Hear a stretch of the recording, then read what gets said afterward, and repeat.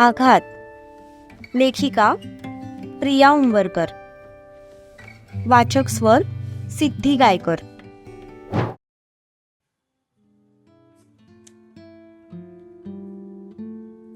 Hello mister Satyajit Patil. Mehta चेहऱ्यावर स्मित हास्य करून सत्यजितकडे बघत म्हणाले. परंतु सत्यजित आणि ऋषी दोघेही एकमेकांकडे बघून नजरेनेच हसत होते, कारण मिस्टर मेहताला बघून त्यांना तो नॉटवाला प्रसंग आठवला होता.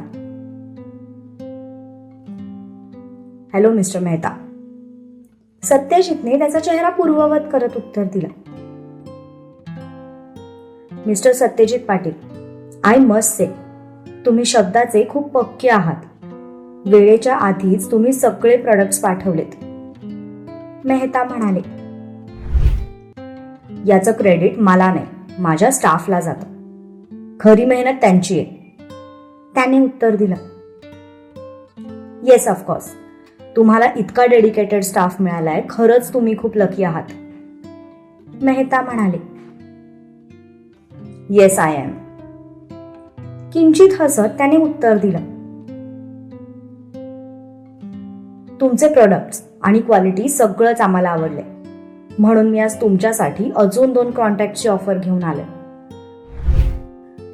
एक माझ्याच कंपनीची आहे आणि एक माझ्या मित्राच्या कंपनीची आहे. मेहता म्हणाले. तसं सत्यजितच्या चेहऱ्यावर स्माईल आली. थँक्यू मिस्टर मेहता, पण ऑफर स्वीकारायच्या आधी एक गोष्ट मला क्लिअर करायची आहे की यावेळी प्रोडक्ट डिलिव्हर व्हायला आम्हाला थोडा वेळ लागेल, कारण ऑलरेडी 2 कॉन्ट्रॅक्टचं काम सुरू आहे. तो म्हणाला. नो प्रॉब्लेम, काहीच हरकत नाही. जर इतकी चांगली क्वालिटी मिळत असेल तर आम्ही 1 सोडून 2 महिने थांबायला तयार आहोत. हवं तर ॲडव्हान्स चेक आजच देऊन जातो. मेहता म्हणाले. No thanks. या ऑर्डर्स पूर्ण झाल्या की मार्केट व्हॅल्यूनुसार जी काही प्राइस असेल त्यानुसार नवीन कॉन्ट्रॅक्ट्स बनवले जातील. मगच आमची कंपनी तुमच्याकडून ॲडव्हान्स चेक घेईल. I hope you don't mind. तो म्हणाला. ओके, काहीच हरकत नाही. मेहता म्हणाले. चला मग मी निघतो आता. मेहता त्यांच्या खुर्चीतून उठत म्हणाले. सत्यजित पण त्याच्या जागेवरून उठला. दोघांनी हात मिळवणी केली. त्याचा निरोप घेऊन मेहता तिथून निघून गेले. मेहताच्या मागोमाग ऋषी पण निघून गेला.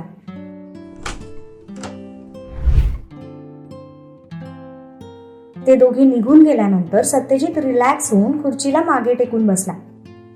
त्याने थोड्या वेळासाठी त्याचे डोळे बंद केले.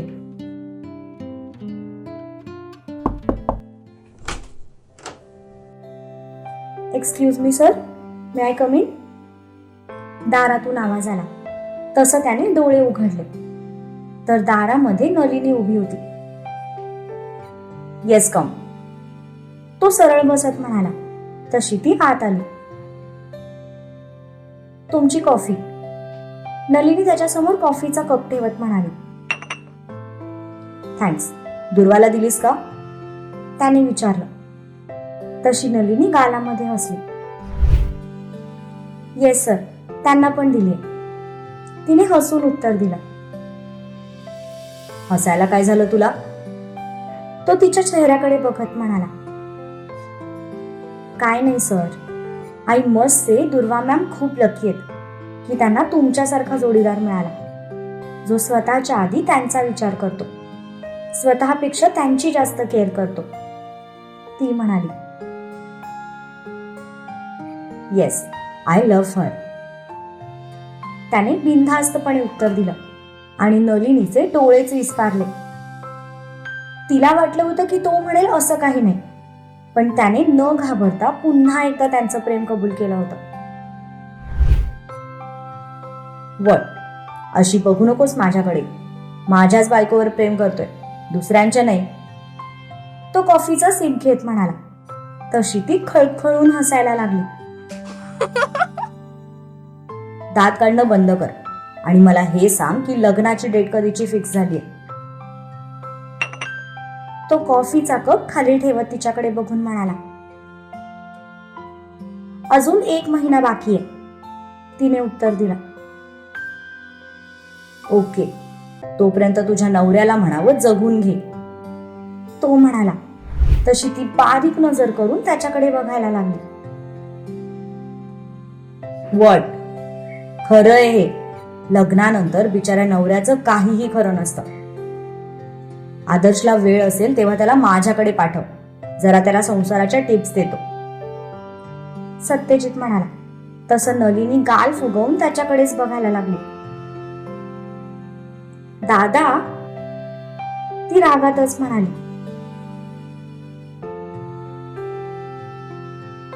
हा, ते दादावरून आठवलं.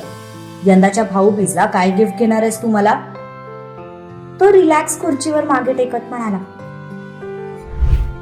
गिफ्ट भाऊ देत असतो बहिणीला.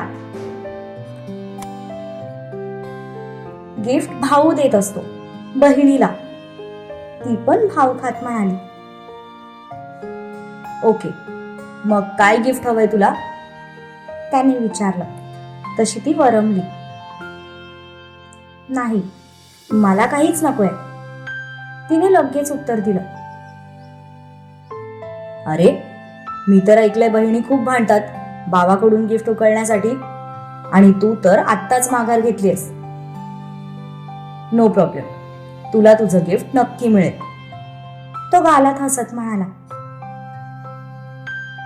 सर, मला खरंच काही नकोय. आता तिला खूप ऑकवर्ड वाटू लागलं होतं. तुला किती वेळा सांगितलंय की जेव्हा आजूबाजूला कोणी नसेल तेव्हा तू मला दादा म्हणालीस तरी चालेल, तो तिच्यावर नजर रोखत म्हणाला. ओके दादा, पण आता मला खरंच काही नकोय. आय विश की तुमच्या चेहऱ्यावरचं हे असू कायम असत राहावं, ती म्हणाली. ते तर राहणारच आहे. तुझी वहिनी खूप काळजी घेते माझी. जेवण तर 1 नंबर बनवते, तो म्हणाला. तशी ती खुदकन गालात हसली.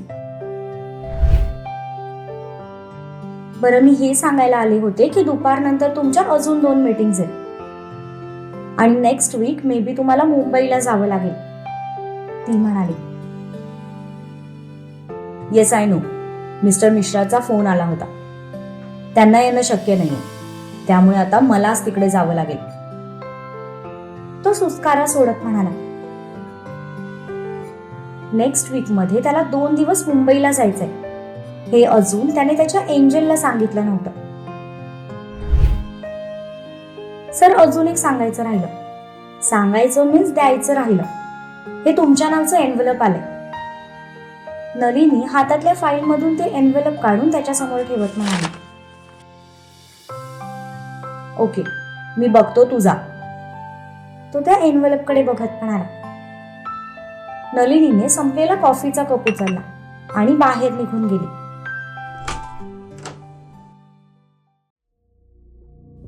सत्यजितने ते एन्व्हलप हातात घेतलं. त्यावर फक्त लिहिलेलं होतं, तू सत्यजित पाटील. त्याने ते उघडलं तर आतमध्ये एक लेटर होतं. त्याने ते ओपन केलं आणि वाचू लागला.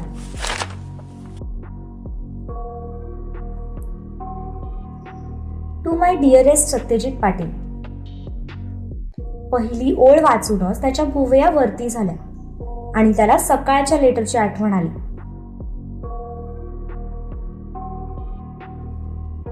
To my dearest Satyajit Patil. I know की तुम्ही मी दिलेलं रोज डस्टबिन मध्ये टाकलं असणार. तेवढं तर नक्कीच ओळखते मी तुम्हाला. बायकोवर जरा जास्तच प्रेम आहे ना तुमचं, पण त्यातलं थोडं प्रेम तुम्ही तुमच्या फॅन्सला पण देत जा की. किती भाव खाता. हू द हेल इज शी. आणि लेटर टाईप करून पाठवलंय.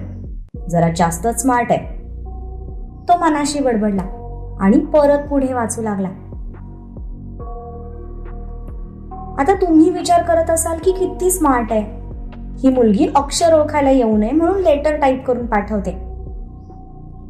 हे वाचून त्याच्या भुवया आश्चर्याने उंचावल्या. आता लगेच भुवया वर करायची गरज नव्हती.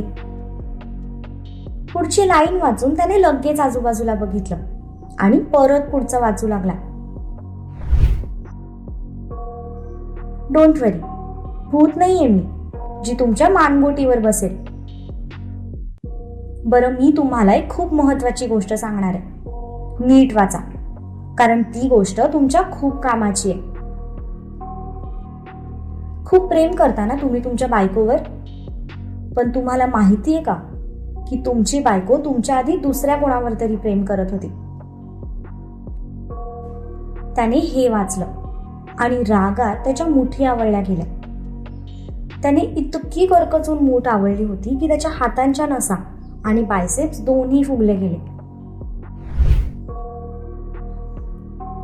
आय नो, तुम्हाला हे वाचून भयंकर राग येईल, पण हे सत्य आहे. ज्या सेव्हियरला तुम्ही शोधताय ना, त्याच्याबद्दल मला सगळं माहिती आहे. आणि तुम्हाला जर त्याच्याबद्दल माहीत करून घ्यायचं असेल तर आज रात्री शार्प 8 वाजता खाली दिलेल्या पत्त्यावर या. त्याने खालचा ऍड्रेस वाचला तर ती जागा कोल्हापूर बाहेर थोड्या अंतरावर होती. आणि हो, या लेटर सोबत अजून एक छोटंसं गुलाब पाठवते. प्लीज निदान हे तरी फेकू नका. त्याने ते वाचलं आणि परत त्या एन्व्हलप मध्ये डोकावून पाहिलं तर आतमध्ये एक छोटंसं गुलाब होतं. त्याने ती गुलाब आणि चिठ्ठी बाजूला ठेवली आणि मोबाईल हातात घेऊन कोणाला तरी फोन लावला.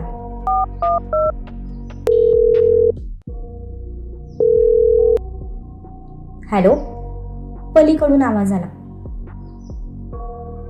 मला पाटील वाड्याचं सकाळचं सीसीटीव्ही फुटेज हवंय, अर्ली मॉर्निंगचं, क्विक. तो म्हणाला. ओके सर, पाठवतो. समोरून उत्तर मिळालं. अगदी 10च मिनिटात त्याला ते फुटेज मिळालं. त्याने जेव्हा तो व्हिडिओ बघितला तेव्हा त्याच्या डोळ्यात खूप सारं आश्चर्य होतं. Mystery girl, your game is over now. I am coming. तो त्या गुलाबाच्या फुलाकडे बघत म्हणाला.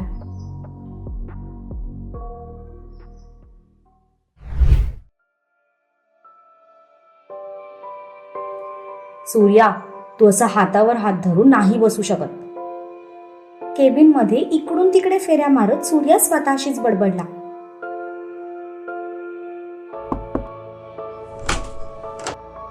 मे आय कम इन सर. अचानक दारातून एक आवाज आला. तसं त्याने त्या दिशेला पाहिलं तर दारात त्याचा मॅनेजर रवी उभा होता. येस, तो वैतागून म्हणाला. खरं तर त्याला सध्या कुणालाही भेटण्याची मनस्थिती नव्हती. सर, ते खाली एक मुलगी खूप वेळ तुमची वाट बघत बसलीये. तुम्हाला भेटायचं म्हणून हट्ट धरून बसलीये. काय करू, पाठवू का तिला? रवीने थोडं घाबरत विचारलं, कारण सकाळपासून सूर्या सगळ्यांवर चिडचिड करत होता. कोण मुलगी? मला कुणालाही भेटायचं नाहीये, तिला जायला सांग. त्याने वैतागून उत्तर दिलं. कुणीतरी राधा निंबाळकर आहे. ठीक आहे, मी तिला जायला सांगतो. असं म्हणत रवी बाहेर निघाला. पण राधा निंबाळकर हे नाव ऐकून सूर्याचा चेहरा आश्चर्यचकित झाला. डोळे विस्फारले गेले. एक मिनिट रवी, कोण आलंय म्हणालास तू? त्याने विचारलं. तसा रवी बाहेर जाता जाता थांबला. सर, कोणीतरी राधा निंबाळकर आहे. तिच्याकडे कॉलेजची बॅग पण आहे. 1 तासापासून तुम्हाला भेटण्याचा हट्ट धरून बसली. रिसेप्शनिस्टने तिला सांगितलं की अपॉइंटमेंट घेतल्याशिवाय सर कोणालाही भेटत नाही, पण ती हट्ट धरून बसली की तुम्हाला भेटायचंच आहे. मग शेवटी नाईलाजाने रिसेप्शनिस्टने मला कॉल केला. रवीने एका दमात सगळं सांगितलं. व्हॉट? 1 तास झालाय तिला इथे येऊन आणि तू हे मला आत्ता सांगतोयस?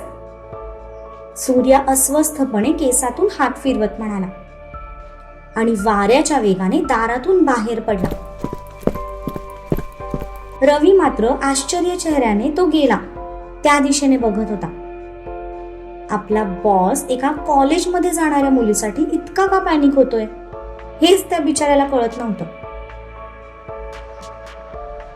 सूर्याने लिफ्ट पकडली आणि तो सरळ ग्राउंड फ्लोअरला आला. ती नक्की वेटिंग रूम मध्ये असणार हे त्याला माहित होतं. तो वाऱ्याच्या वेगाने वेटिंग रूम कडे जात होता. आजूबाजूचे सगळे आश्चर्याने त्याच्याकडेच बघत होते. त्याला बघताच काही जण उठून उभे राहत होते, पण त्याला मात्र काहीही घेणं देणं नव्हतं. त्याला फक्त राधा डोळ्यासमोर दिसत होती. ती आपल्याला भेटायला आली आहे या गोष्टीवर अजूनही त्याचा विश्वासच बसत नव्हता. त्यामुळे स्वतःच्या डोळ्यांनी बघून त्याला ती गोष्ट कन्फर्म करून घ्यायची होती. तो जवळजवळ धावतच वेटिंग रूम मध्ये आला आणि त्याने धाडकन दरवाजा उघडला. दरवाजा उघडताच एका कोपऱ्यात त्याला ती बसलेली दिसली. दरवाजाचा आवाज येताच तिने त्या दिशेला पाहिलं. त्याला बघून ती सुद्धा उभी राहिली. त्याला अक्षरशः धाप लागली होती. त्याला अजूनही त्याच्या डोळ्यांवर विश्वास बसत नव्हता की ती त्याच्या समोर उभी आहे आणि खास त्याला भेटायला आली आहे. सूर्याने त्या आजूबाजूला पाहिलं तर बरीच लोक त्याच्याकडे बघत होती. फक्त बघतच नव्हती तर आश्चर्याने बघत होती. आत्ता कुठे त्याला वास्तवाची जाणीव झाली. तसा त्याने चेहरा नॉर्मल केला, पण त्याच्या चेहऱ्यावरचा आनंद लपता लपत नव्हता. सूर्यजीत, ते मी म्हणजे मला थोडं बोलायचं होतं म्हणून आले. I am sorry. राधा मान खाली घालून म्हणाली, कारण तिला पण आता खूप ऑकवर्ड वाटत होतं. काही कामं नाही आहेत का तुम्हाला? Go back to your work. तो सगळ्यांकडे बघून म्हणाला. तसे सगळे गुपचूप आपल्या कामाला निघून गेले.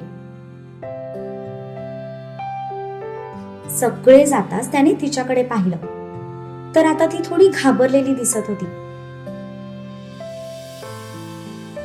रिलॅक्स, इतकं घाबरण्याची गरज नाही.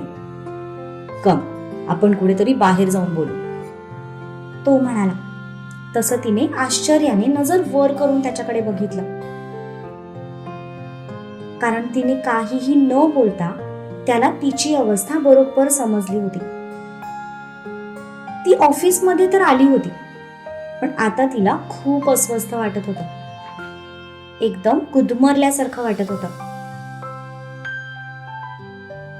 तो बाहेर जायला निघाला. तसं ती पण पटकन तिची बॅग उचलून त्याच्या मागे पळाली. तो बाहेर पार्किंग मध्ये आला. तोपर्यंत ती पण बाहेर आली होती. त्याने ड्रायव्हरला फोन केला.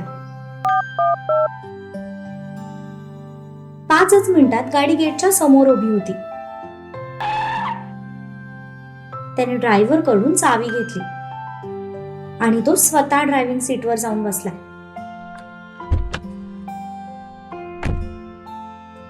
त्याने तिच्याकडे बघितलं. त्याचा इशारा समजून ती पण गुपचूप त्याच्या शेजारी जाऊन बसली.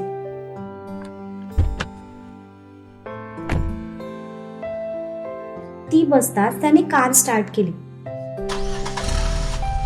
आणि दोघेही तिथून निघाले.